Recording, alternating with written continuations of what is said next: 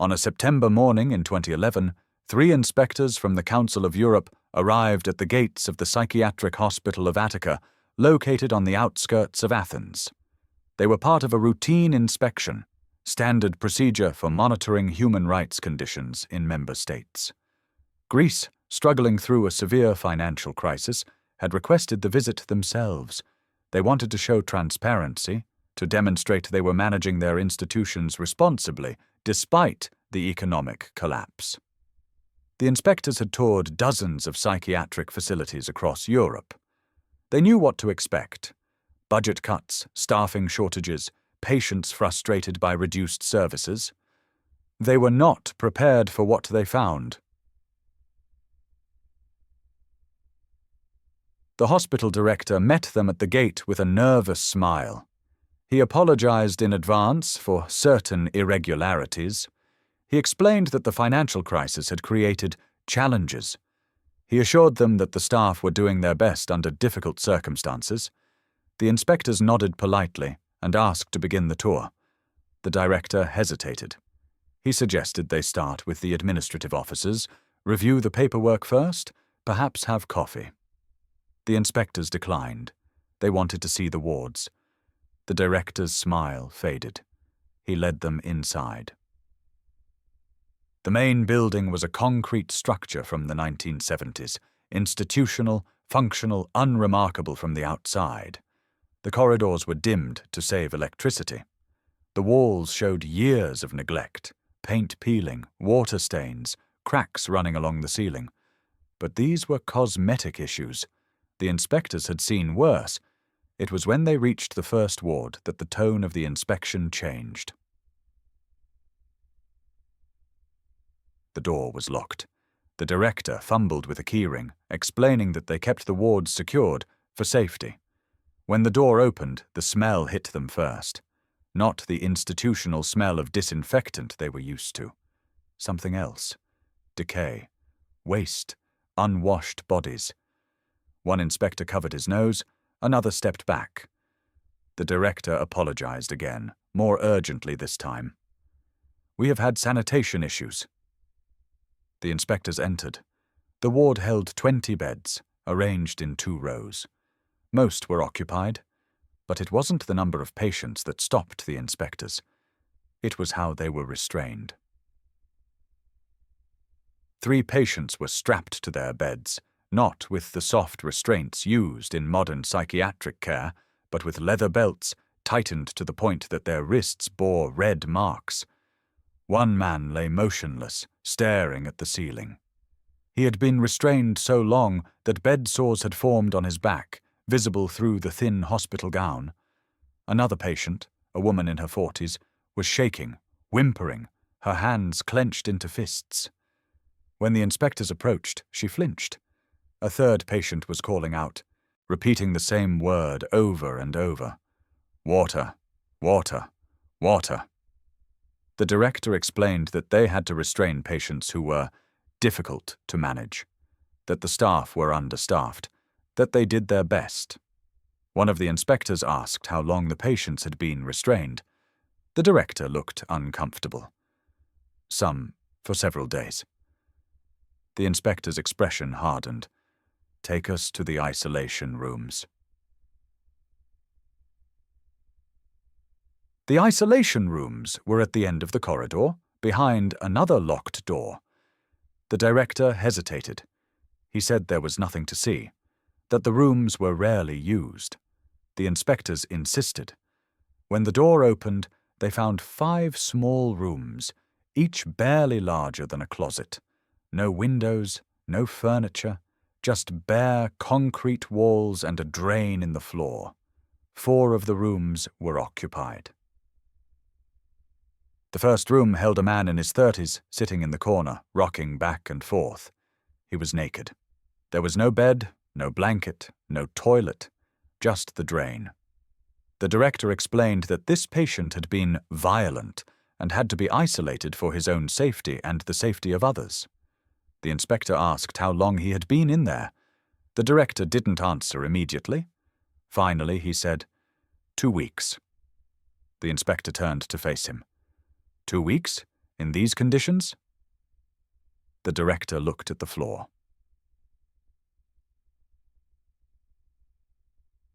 In the second isolation room, they found a woman who did not respond when they entered. She lay on the concrete floor, curled in a fetal position, her eyes open but unfocused. The inspector knelt beside her. "Can you hear me?" No response. The director said she had been unresponsive for some time, that they didn't have the resources to provide more intensive care. The inspector stood slowly. "Show me the rest of the facility." Over the next 3 hours, the inspectors documented conditions that would later be described in official reports as inhumane and degrading. They found patients chained to beds and radiators, some for weeks at a time, cage-like enclosures in the courtyard where patients were locked during the day for their own safety. Severely malnourished patients, some weighing less than 90 pounds. Patients left in their own waste, with no access to bathrooms or hygiene facilities. Open wounds and infections left untreated due to lack of medical supplies. Patients sedated to the point of immobility because there were not enough staff to supervise them. It was not a hospital. It was a warehouse where people had been stored and forgotten. At the end of the inspection, one of the investigators asked the director a simple question. "How did it get this bad?" The director sat down heavily. His hands were shaking. "The crisis," he said quietly. "The government cut our budget by 40%. We lost half our staff. We stopped receiving medical supplies. We asked for help. No one came. And the patients, they have nowhere else to go." He looked up at the inspectors, his eyes red. "What were we supposed to do?" The inspector closed his notebook. "You were supposed to tell someone." The inspectors left the facility and immediately contacted their superiors in Strasbourg. Their report, filed 3 days later, was unequivocal. The conditions at the Psychiatric Hospital of Attica constitute a violation of Article 3 of the European Convention on Human Rights. The treatment of patients amounts to torture and inhuman or degrading treatment. Within a week, the report was leaked to the press, and Greece, already reeling from economic collapse, was forced to confront a new scandal. Its most vulnerable citizens had been chained, caged, and abandoned, in the heart of Europe, in the 21st century, and no one had noticed. Among the dozens of patients found at the Athens asylum, one man's story came to represent the broader tragedy. His name was Nikos Papadopoulos, though few staff members remembered it. Most called him by his bed number, Patient 47. He was 38 years old when the inspectors found him. He had been at the Athens asylum for 11 years. Nikos had not always been a patient. He had grown up in a working-class neighborhood in Athens. His father was a taxi driver. His mother worked in a bakery. They were not wealthy, but they were stable. Nikos finished school, did his mandatory military service, and found work as a mechanic. He was good with his hands, patient, meticulous, capable of fixing things others gave up on. In his mid-20s, he married. His wife worked as a nurse. They had plans, children, a house, a future. And then, slowly, something began to change. It started with sleep problems. Nikos would lie awake for hours, his mind racing with thoughts he couldn't turn off. Then came the paranoia. He became convinced that people were watching him. Co-workers, neighbors, strangers on the street. His wife noticed that he stopped eating regularly. He lost weight. He became withdrawn. She urged him to see a doctor. He refused, insisting nothing was wrong. But things got worse. One night, Nikos woke his wife at 3 a.m., convinced that someone was in the apartment. He searched every room, checked every lock, looked under the bed. There was no one there. His wife, frightened, called a psychiatrist the next morning. The psychiatrist diagnosed Nikos with paranoid schizophrenia. It was treatable, the doctor said. Medication could manage the symptoms. Therapy could help him cope. But treatment required consistency. Medication. Follow-up appointments. Support. And in 2000, Greece's public mental health system was already stretched thin. Nikos was prescribed antipsychotic medication and sent home with instructions to return in 2 weeks. He never went back, not because he didn't want to, but because navigating the public health system, making appointments, waiting in lines, filling prescriptions, became overwhelming when his mind was unraveling. His wife tried to help, but she was working full-time, struggling to pay rent, and terrified by the changes in her husband. When Nikos stopped taking his medication, his condition deteriorated rapidly. The crisis came 6 months later. Nikos, convinced that he was in danger, barricaded himself in the apartment. He refused to let his wife in. He stopped answering the phone. Neighbors heard him shouting in the middle of the night, at people who weren't there, about threats that didn't exist. Finally, his wife called the police. When they arrived, Nikos was standing in the middle of the living room, holding a kitchen knife, shouting that he wouldn't let them take him. He wasn't threatening anyone. He was terrified. But the police saw a man with a weapon. They saw someone who was dangerous. They restrained him and called an ambulance. Nikos was admitted to the Psychiatric Hospital of Attica under emergency involuntary commitment. He would not leave for 11 years. The first months at the hospital were chaotic. Nikos was placed in a ward with 40 other men. He was given medication, though the dosage was higher than what his original psychiatrist had prescribed. It left him sluggish, disconnected, unable to think clearly. He asked when he could go home. The staff told him the doctors would decide. He asked to see his wife.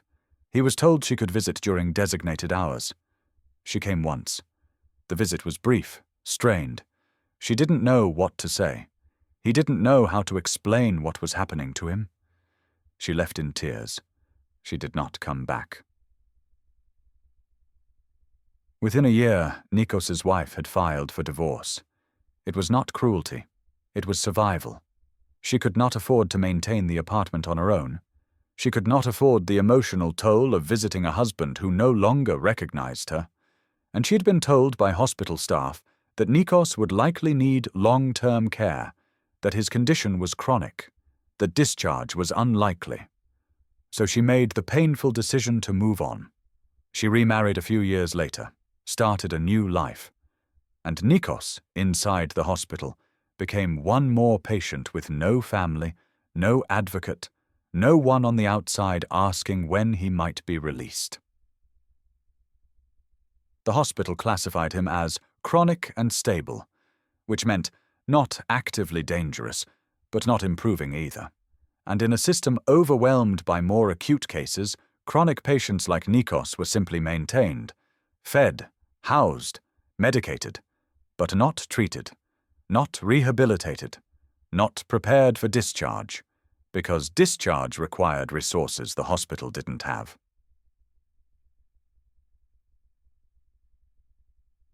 Over the years, Nikos adapted to life inside. He learned the routines. He took his medication without resistance. He caused no trouble. And because he caused no trouble, the staff mostly left him alone. He spent his days sitting in the day room, staring out the barred windows, watching the world outside continue without him. He stopped asking about discharge. He stopped asking about his wife. He stopped asking questions at all. By 2008, Greece's financial crisis had begun. The government, facing economic collapse, implemented severe austerity measures. Public services were slashed. Hospitals lost funding. Psychiatric care was one of the first areas to be cut. At the Athens asylum, the effects were immediate. The budget was reduced by 40%. Staff were laid off. Medical supplies ran low. Food rations were reduced. And for patients like Nikos, the already minimal care became almost non-existent. In 2009, Nikos became difficult to manage, not violent, not aggressive, but agitated. He began pacing the ward at night. He muttered to himself. He refused to eat. The staff, already overwhelmed by too many patients and too few workers, made a decision. They restrained him. At first it was just during the night, straps on his wrists, secured to the bed frame, to prevent him from pacing and disturbing others. But restraints, once applied, were rarely removed, because removing them required supervision, and there weren't enough staff to supervise. By 2011, when the European inspectors arrived, Nikos had been restrained almost continuously for 2 years. He had developed bed sores, his muscles had atrophied. His mind, dulled by years of high-dose medication and isolation, had mostly shut down. When the inspectors found him, he did not respond to questions. He did not make eye contact. He stared at the ceiling, his wrists bearing deep scars from the leather straps. One inspector asked the nurse how long he had been like this. The nurse glanced at his chart. Since 2009. The inspector wrote that down in her notes. Later, in her official report, she would write, "Patient 47 has been subjected to prolonged restraint in conditions that constitute torture. There is no medical justification for this treatment. It is the result of systemic neglect."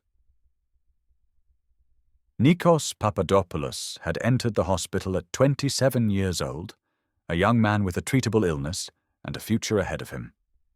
He was found at 38, restrained to a bed, unable to walk, barely able to speak.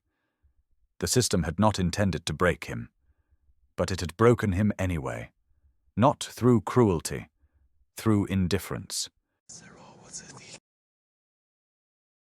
The Athens asylum did not fail overnight. It failed gradually, over years, as Greece's economic crisis tightened its grip, and every public institution, hospitals, schools, social services, struggled to function with less and less.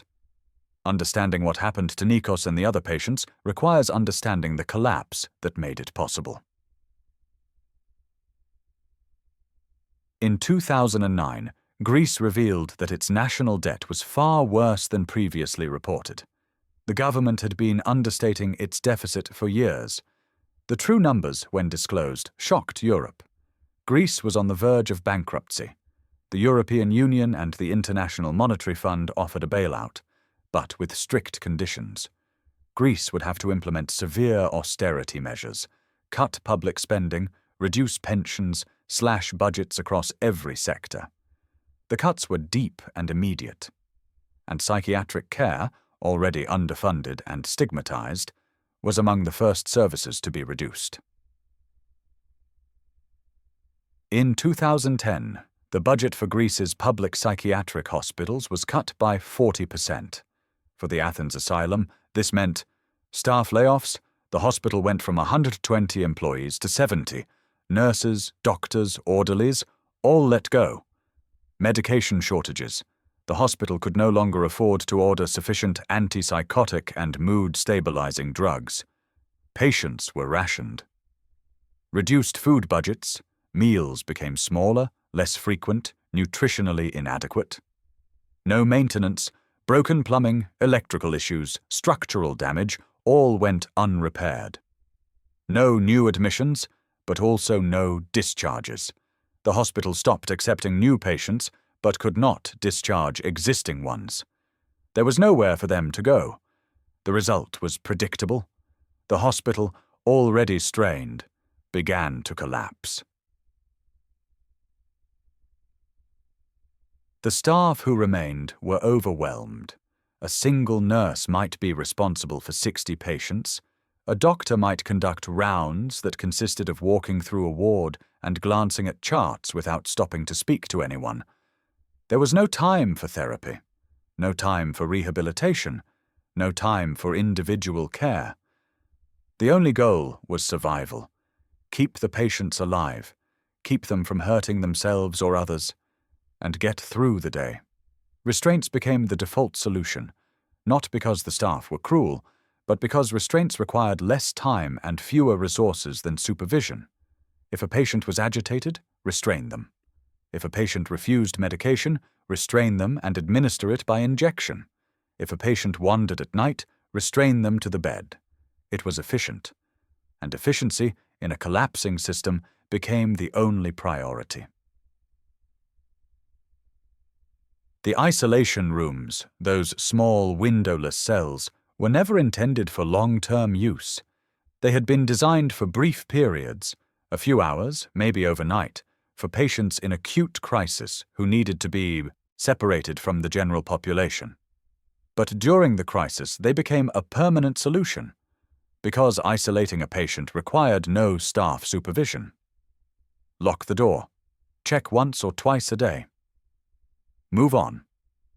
By 2011, some patients had been in isolation for weeks. One man had been isolated for 2 months.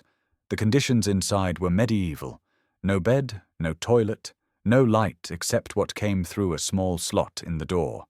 Patients ate on the floor, slept on the floor, used the drain in the corner as a toilet. And because there were no staff available to monitor them, no one knew if they were deteriorating until it was too late. The food situation became dire. Before the crisis, the hospital had provided 3 meals a day, modest, institutional, but adequate. By 2011, meals were reduced to 2 a day. Portions shrank. Quality declined. Patients who needed extra calories, those on certain medications, those recovering from illness, did not receive them. Malnutrition became common. When the inspectors arrived, they found patients who had lost dangerous amounts of weight. One woman weighed 82 pounds. A man in his 50s weighed 95. The hospital's explanation: we do what we can with what we have. Medical care also collapsed. When patients developed infections, bed sores, or other treatable conditions, there were no supplies to treat them. Antibiotics were rationed. Bandages were reused. Pain medication was unavailable. One patient had developed a severe infection from untreated bed sores. The infection had spread, causing fever and delirium. The staff knew he needed hospitalization. Real medical care, not just psychiatric supervision. But transferring him required an ambulance, and ambulances cost money the hospital didn't have. So they kept him in his bed, gave him what little medication they had, and hoped he would survive. He did not. His death was recorded as complications from prolonged immobility. The deeper truth, that he had died from systemic neglect, was left unwritten. The staff at the Athens asylum were not villains. Most had entered the profession wanting to help. They had trained as nurses, as psychiatrists, as social workers because they believed in the possibility of recovery. But the crisis had stripped them of the tools they needed to help. One nurse, interviewed after the scandal broke, said, "We knew it was wrong. We knew the patients were suffering. But what could we do? We had no staff, no supplies, no support. We reported the conditions to our supervisors. They reported to the ministry, and nothing changed. So we did what we could with what we had, and what we had was almost nothing." Another staff member said, "You tell yourself you're doing your best, but your best when you have nothing is still harm, and that's something I'll carry for the rest of my life." The Athens asylum did not fail because of individual cruelty. It failed because a system under pressure chose to sacrifice its most vulnerable. Psychiatric care was not essential, the government decided. It could be cut, and the patients, already invisible, already forgotten, paid the price. By the time the European inspectors arrived in September 2011, the Athens asylum had been operating in crisis mode for 2 years. 2 years of restraints, isolation, malnutrition, and neglect. 2 years of patients like Nikos, strapped to beds, left in their own waste, slowly disappearing into the machinery of a system that no longer had the capacity to care. The inspectors documented everything. They took photographs, they interviewed staff, they reviewed medical records, and when they left, they filed a report that would force Greece and Europe to confront an uncomfortable truth: that even in the 21st century, even in a European capital, the machinery of neglect can turn hospitals into dungeons. And that economic crisis, when it comes, does not fall equally. It falls hardest on those who cannot defend themselves. The report filed by the European inspectors was damning. It described conditions at the Athens asylum in language rarely used in official documents: torture, inhumane, degrading, a violation of fundamental human rights. The report included photographs: patients restrained to beds, isolation cells, malnourished bodies, untreated wounds. It was sent to the Greek government on September 15, 2011. The government had 30 days to respond before the report would be made public. For the first 2 weeks, the Greek government said nothing. Officials in the Ministry of Health reviewed the report. They consulted with legal advisors. They weighed their options. They knew the report was accurate. They had known about the conditions at the Athens asylum for years. Staff had filed complaints. Families had protested. Advocacy groups had demanded intervention. But acknowledging the problem publicly would be politically devastating. Greece was already under international scrutiny for its financial mismanagement. Revelations about torture in a state-run hospital would add another layer of scandal. So the government's initial strategy was delay. Deny nothing. Confirm nothing. Wait and see if the report could be buried. Could not. On October 5, 2011, the report was leaked to the Greek press. The largest newspaper in Athens, Ta Nea, ran the story on its front page: "Torture in Athens Psychiatric Hospital. European inspectors find patients chained, caged, starved." The article included excerpts from the report and several of the photographs. The images were shocking. A man restrained to a bed, his wrists raw and bleeding. A woman locked in a cage-like enclosure in the courtyard, staring at the camera with hollow eyes. A close-up of an isolation cell. Bare concrete, a drain in the floor, no furniture. The reaction was immediate and intense. Greek social media exploded. Hashtags trended: Athens shame, human rights, Greece 2011. People shared the article, expressed outrage, demanded accountability. But the outrage was mixed with something else: exhaustion. Greece in 2011 was in the middle of a crisis that had consumed the country for 2 years. Protests, strikes, riots. Unemployment was skyrocketing. Pensions were being cut. Families were losing homes. For many Greeks, the Athens asylum scandal was one more example of a system that had failed. Another institution left to rot while politicians argued over austerity measures. The outrage was real, but it was also diffuse, spread thin across too many crises. International media picked up the story within days. The BBC ran a segment titled "Greece's Forgotten Patients." The Guardian published an investigative piece: "Inside the Athens Asylum: How Austerity Turned a Hospital into a Dungeon." Human rights organizations issued statements. Amnesty International called for immediate intervention. The World Health Organization demanded an independent investigation. And the European Union, already under pressure over its handling of Greece's financial crisis, faced uncomfortable questions. How had this been allowed to happen in a member state? Why had no one noticed sooner? And what would be done about it? The Greek government, under mounting pressure, issued a statement on October 5th. The statement acknowledged that regrettable conditions existed at certain psychiatric facilities. It blamed the financial crisis. It promised reforms. But it stopped short of accepting responsibility. And it offered no timeline for action. Human rights groups called the statement insufficient. Protesters gathered outside the Ministry of Health. Families of psychiatric patients demanded meetings with officials. The scandal was not going away. On October 12th, the European Committee for the Prevention of Torture, CPT, released the full report publicly. It was 47 pages long.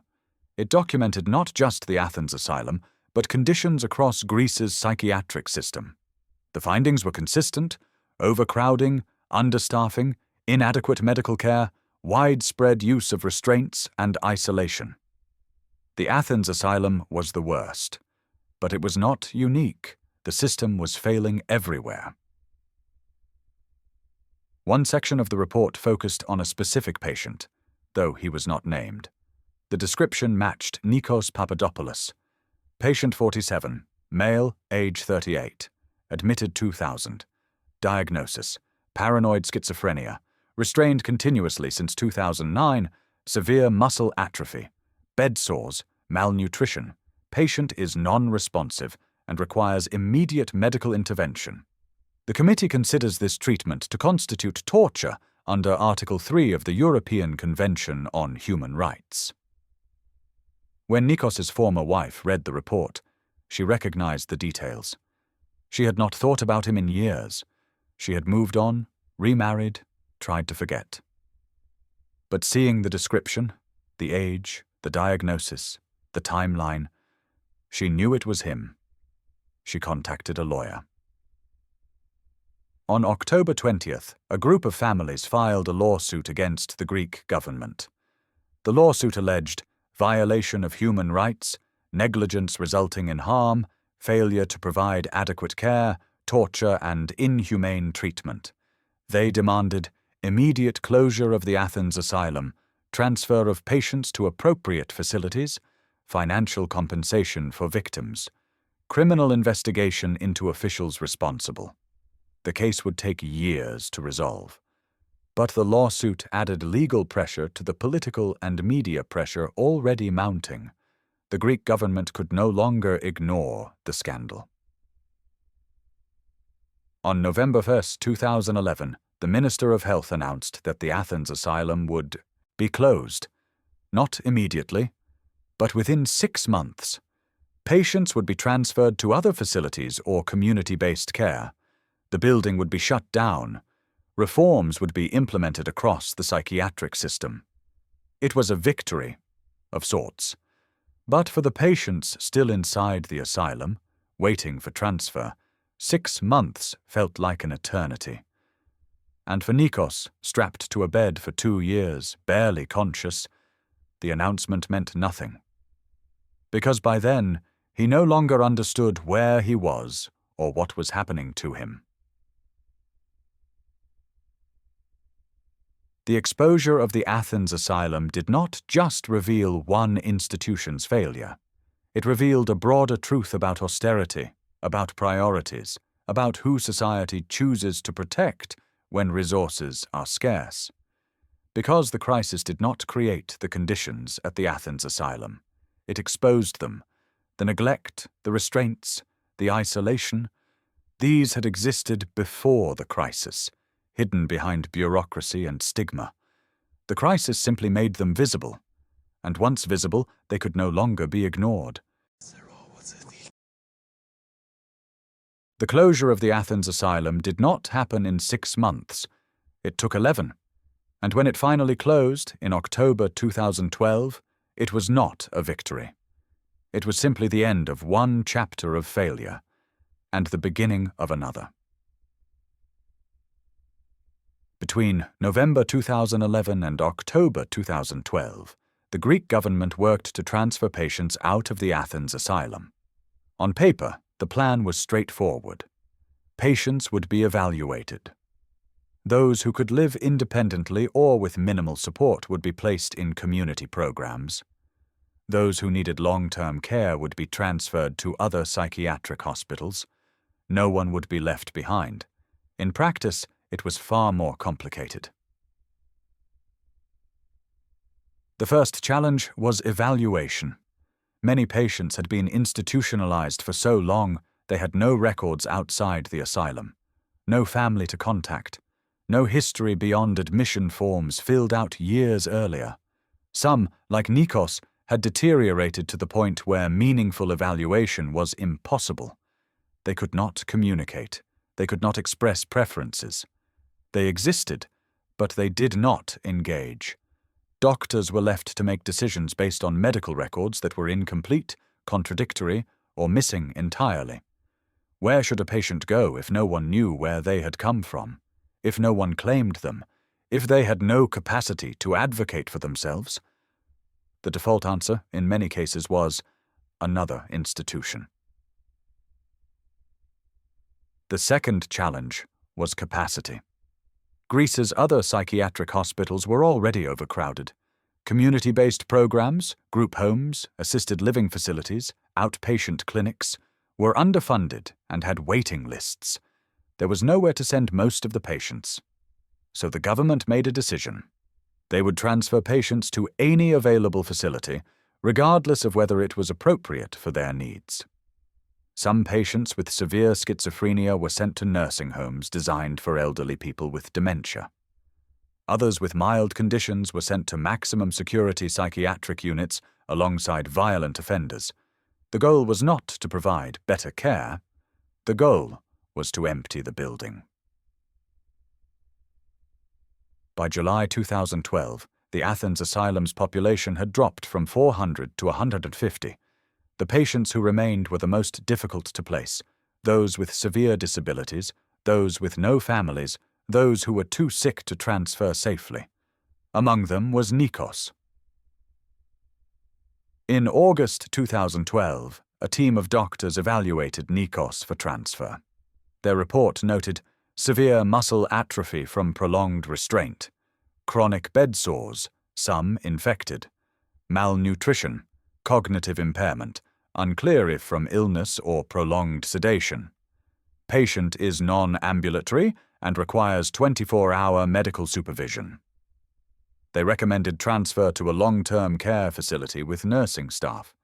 But no, such facility had space, so Nikos remained at the Athens asylum, still restrained, still deteriorating.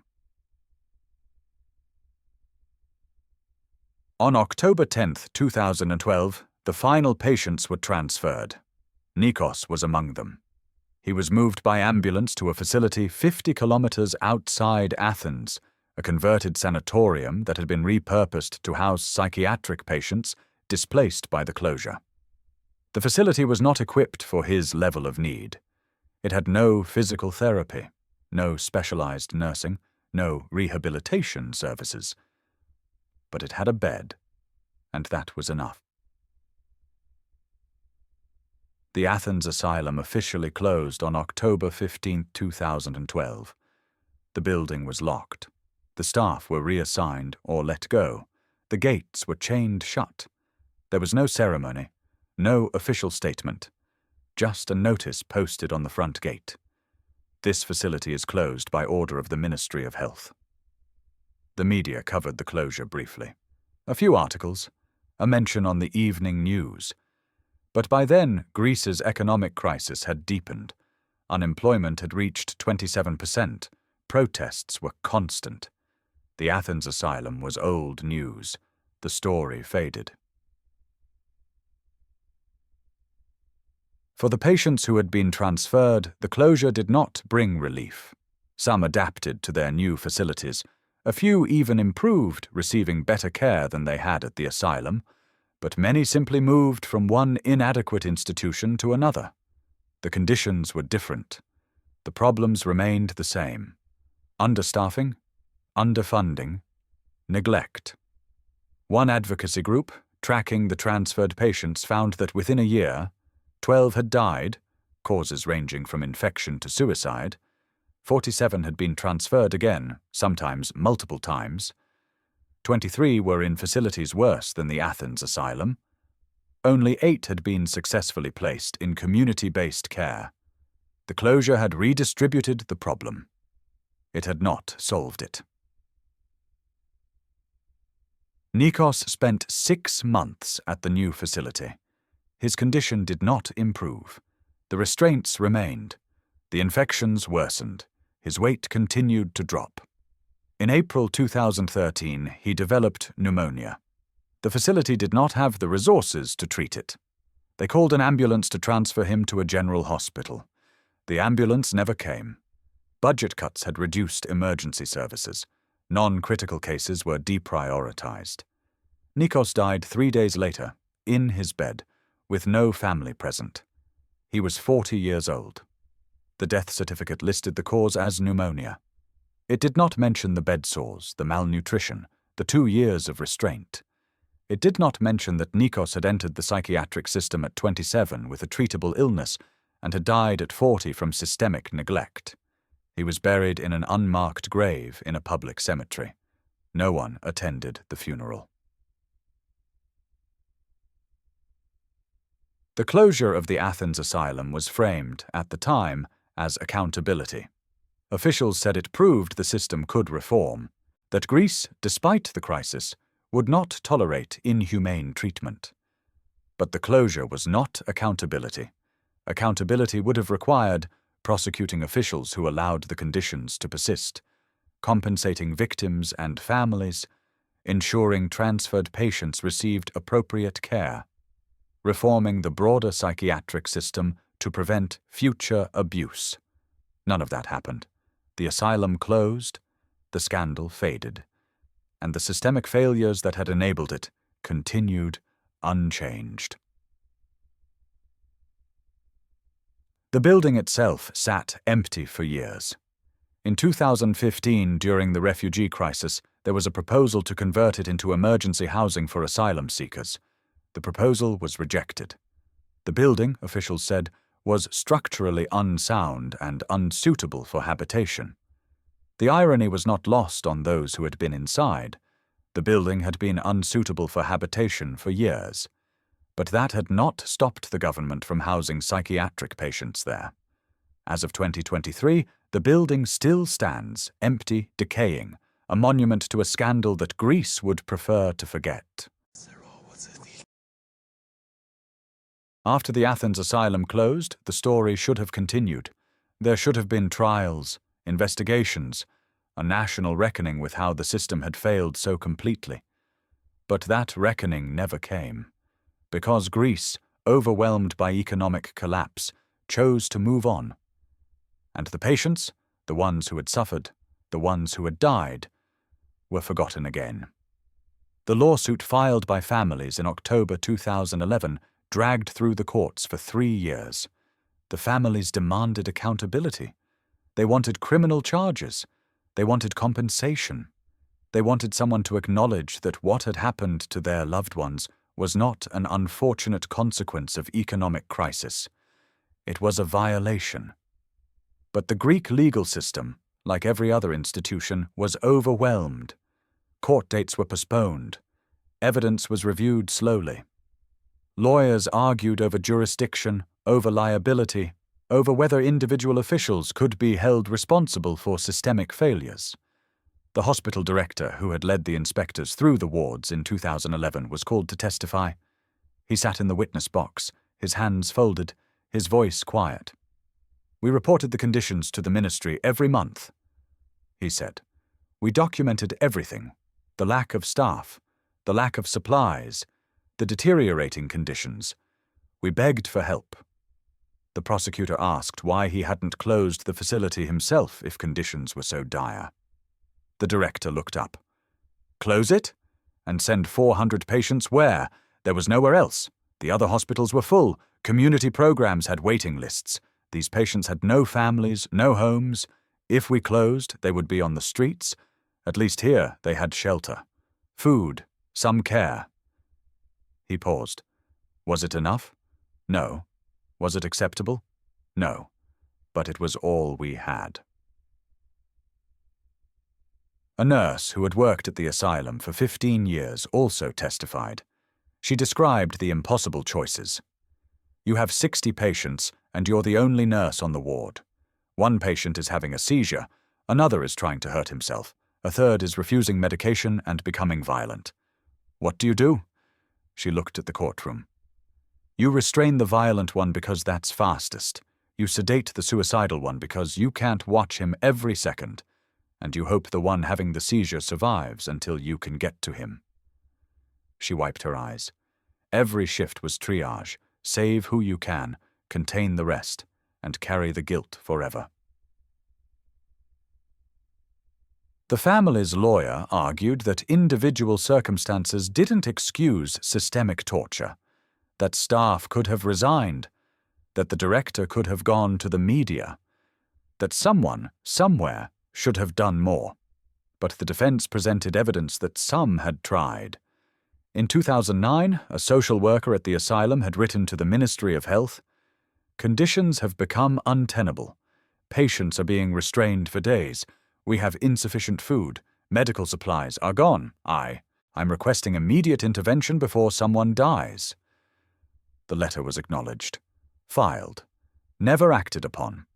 In 2010, the director himself had traveled to Athens to meet with ministry officials. He brought photographs, medical reports, testimony from staff. He was told the ministry was aware of the situation and was working on solutions. No solutions came. The silence that allowed the Athens asylum to operate in such conditions was not the silence of ignorance. It was the silence of overwhelm. Everyone knew, and no one had the power or the will to act, because acting would require resources Greece didn't have. It would require prioritizing psychiatric care over schools, hospitals, pensions, salaries. It would require telling the public, "We are choosing to help these 400 invisible patients instead of the thousands of visible citizens losing their jobs." And no politician was willing to make that choice. So the patients remained invisible, and the silence continued. Nikos Papadopoulos spent his final months in a converted sanatorium 50 kilometers outside Athens. He had been transferred there in October 2012 after the Athens asylum closed. The facility was not equipped for someone in his condition. No physical therapy, no specialized nursing, no treatment for the bed sores that covered his back and legs. But it had a bed, and that had been enough. By December 2012, Nikos weighed 89 pounds. His muscles had atrophied so severely that even if the restraints were removed, he could not have stood. His bed sores had become infected. The infection spread, causing fever, delirium, pain. The facility requested antibiotics from the regional health authority. The request was denied. Budget constraints. They requested a transfer to a general hospital for treatment. The transfer was denied. Not critical enough. So the staff did what they could with what they had, changed his bandages when supplies were available, gave him aspirin for the pain, and hoped the infections would resolve on their own. They did not. In early March 2013, Nikos stopped eating. Not because he refused, but because he could no longer swallow. The staff tried liquid nutrition. He choked. They tried intravenous fluids. The facility didn't have the equipment. A nurse called his former wife, now remarried, living in another city, to ask if she wanted to be notified of his deteriorating condition. She asked if he was suffering. The nurse said yes. His former wife was silent for a long moment. Then she said, "Do what you can to make him comfortable, but don't call me again." She hung up. On March 18, 2013, Nikos developed pneumonia. His lungs, weakened by months of immobility and malnutrition, could not fight the infection. He struggled to breathe. His fever spiked to 104 degrees F. He became delirious, calling out words that made no sense, fragments of memories from a life that now seemed impossibly distant. The facility called for an ambulance to transfer him to a hospital. The ambulance service said they would send one when available. Budget cuts had reduced emergency services across the region. Non-critical cases were deprioritized.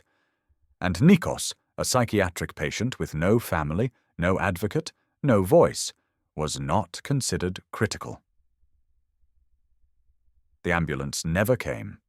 Nikos died on March 21, 2013, at 3:47 a.m. A nurse was with him, holding his hand, though he was unconscious by then and likely didn't know she was there. He was 40 years old. He had entered the psychiatric system at 27 with a treatable illness. He died from pneumonia, malnutrition, infected bed sores, and 13 years of systemic neglect. The death certificate listed the cause as pneumonia, secondary to prolonged immobility. It did not mention the restraints. It did not mention the Athens asylum. It did not mention the 2 years he spent strapped to a bed.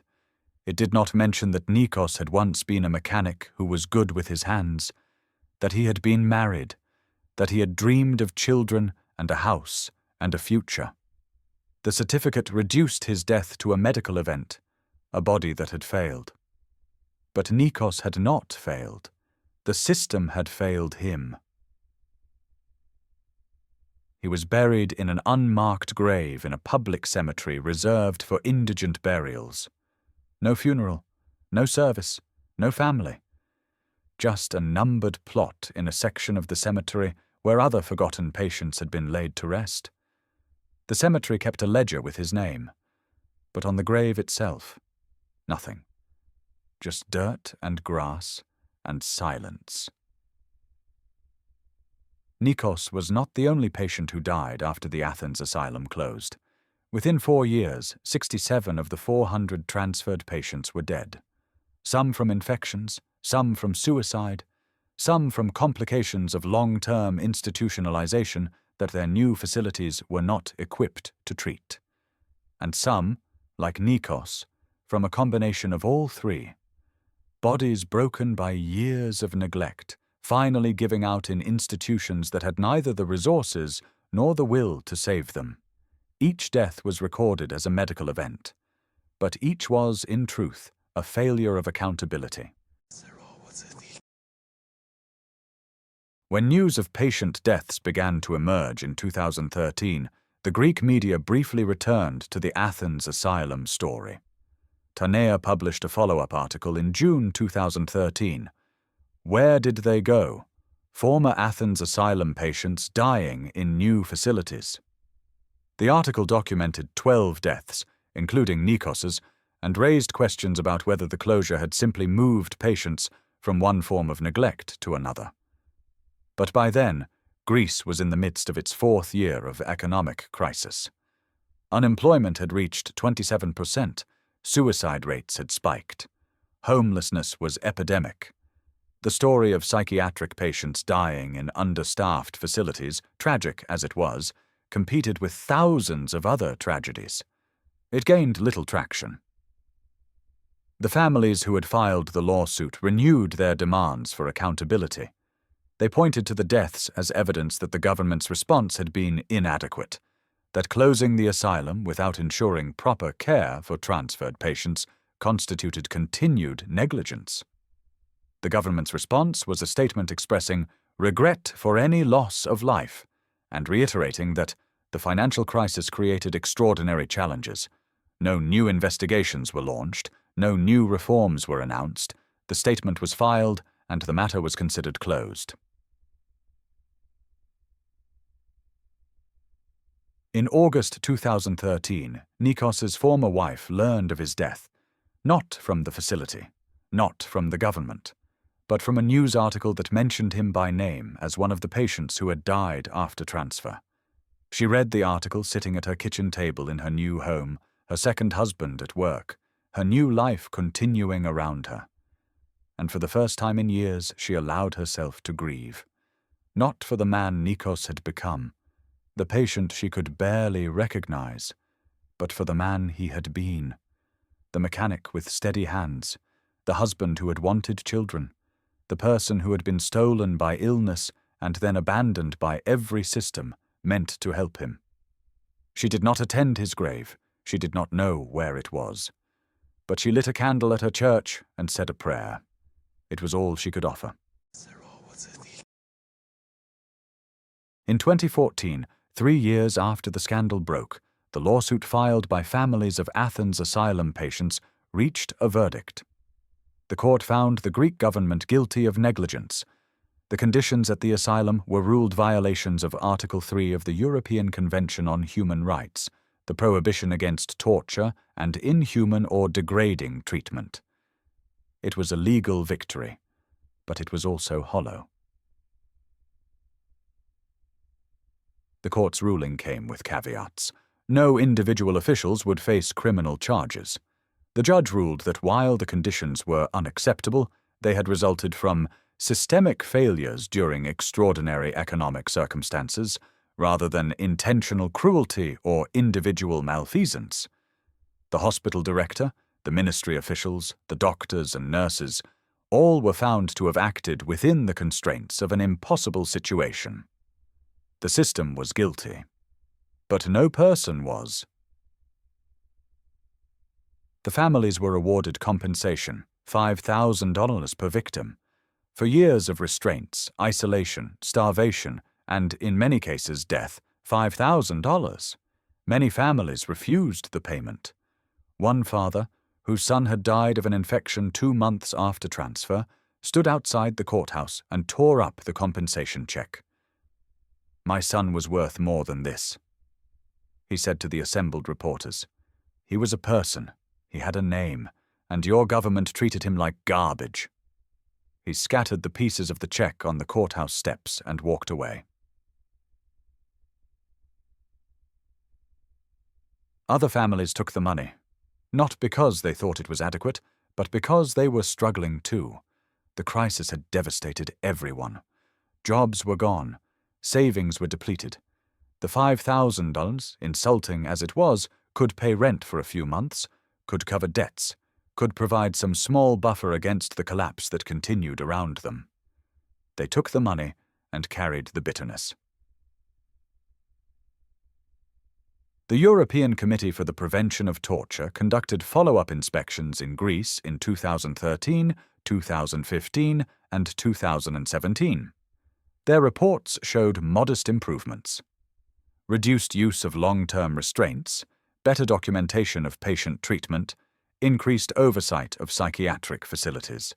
But the fundamental problems persisted: chronic underfunding, insufficient community-based care, overcrowding in remaining institutions, lack of rehabilitation services. The Athens asylum was gone, but the system that had created it remained largely unchanged.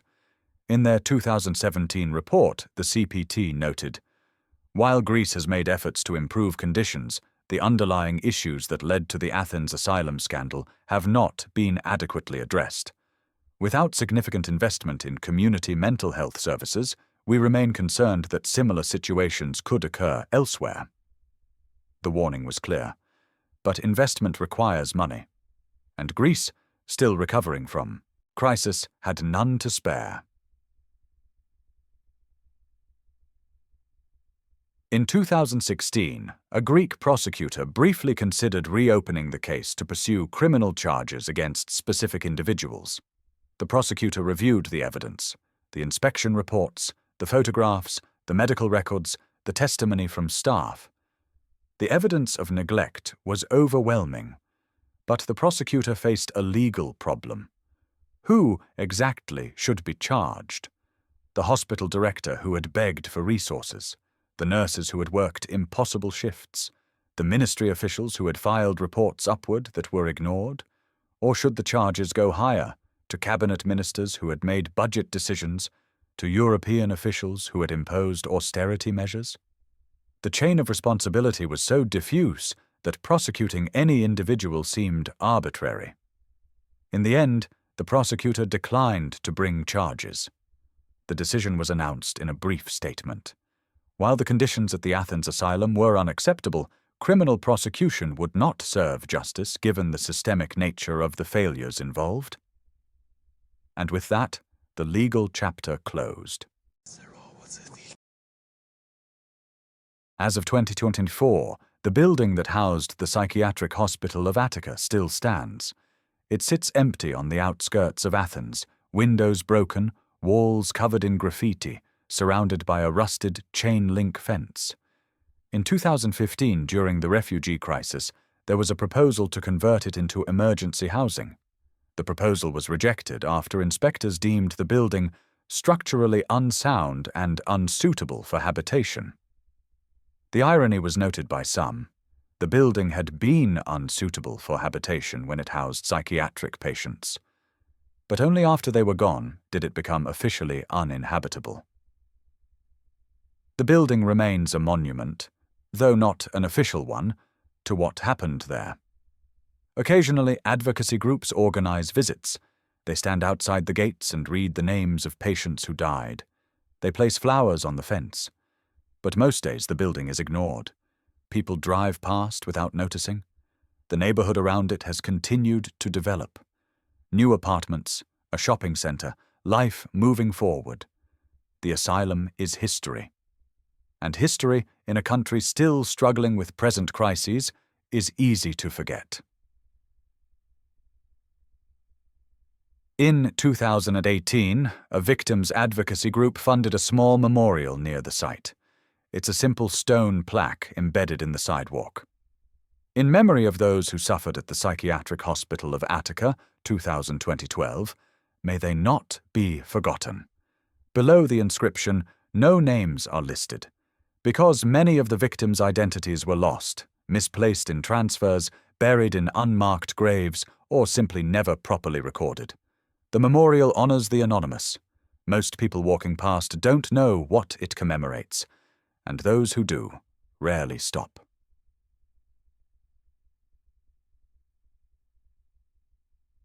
Of the 400 patients who were at the Athens asylum when it closed in 2012, 67 died within 4 years of transfer.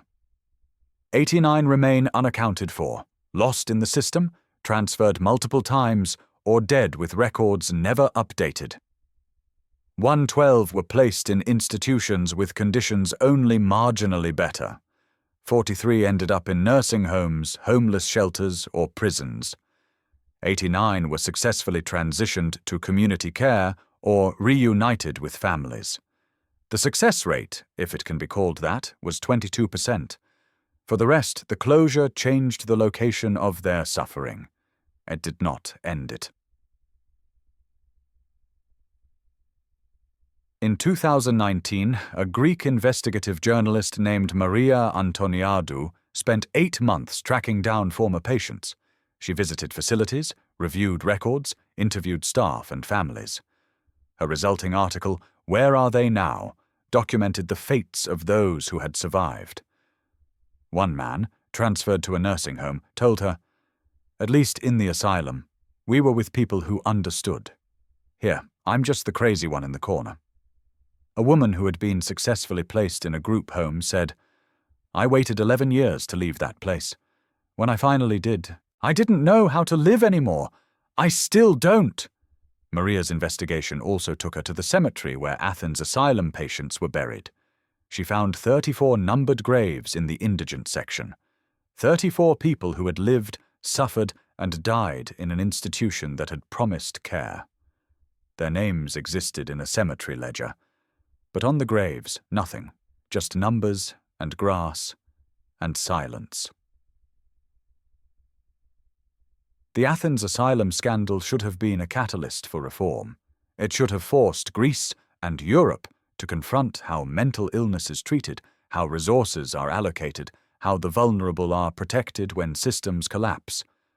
There were promises of reform. Task forces were convened. Policies were drafted.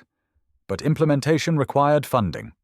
And funding, in a country still recovering from economic crisis, was scarce. As of 2024, Greece's mental health system remains underfunded. Community programs have waiting lists, hospitals are understaffed. Patients still languish in institutions because there are no alternatives. The Athens asylum was closed.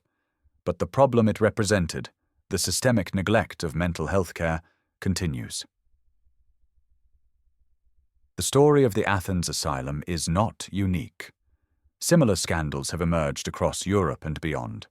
Romania, Poiana Mare Hospital 2019, Bulgaria, Pastra Soteil Care Home 20-20, Serbia, multiple facilities, ongoing issues, and even in wealthier nations, investigations regularly uncover neglect, abuse, and inadequate care in psychiatric facilities. The details differ. The names change. But the pattern is consistent. When resources are scarce, the vulnerable suffer first. And when crises come, the most marginalized are the first to be forgotten. What happened at the Athens asylum was not inevitable. It was the result of choices, political, economic, social choices about who matters and who can be abandoned when times get hard. Those choices were made at every level. European officials who imposed austerity without protecting vulnerable populations. Greek politicians who cut mental health funding while protecting other services. Ministry officials who received reports of abuse and filed them away. Hospital administrators who implemented restraints because they lacked alternatives. Staff who went home each night knowing patients were suffering. A society that looked away because psychiatric patients were invisible. No single person bears full responsibility, but collectively, the responsibility is absolute. Nikos Papadopoulos entered the psychiatric system at 27 years old. He had a treatable illness. He had a wife. He had a future. He died at 40 in an unmarked grave from neglect that spanned 13 years and 2 institutions. His story is not unique. It is the story of hundreds of patients at the Athens asylum. And it is the story of thousands more in facilities across the world whose names we will never know. The Athens asylum is closed. The scandal has faded. But the lesson remains. That dignity is not a luxury to be suspended during crisis, that the most vulnerable cannot be sacrificed for economic efficiency. That silence is complicity, and that a society is judged not by how it treats its most powerful, but by how it treats those who have no power at all. The patients of the Athens asylum had no power, and they paid the price.